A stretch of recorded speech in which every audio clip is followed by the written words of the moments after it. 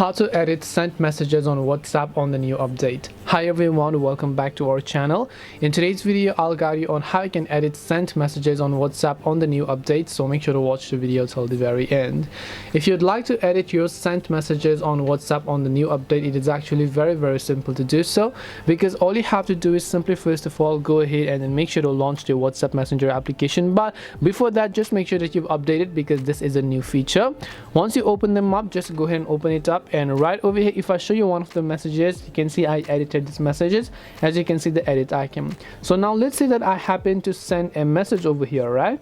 After I sent a message, I just simply send them. I made a typo mistake, or I can simply go ahead and want to change the context of the message. I can do that. You have 15 minutes to change your mind after you send the messages so that you can edit them. If it's been after 15 minutes, then you will not be able to change it. So for this, all you have to do is just go ahead and long press the WhatsApp app icon or this specific messages here.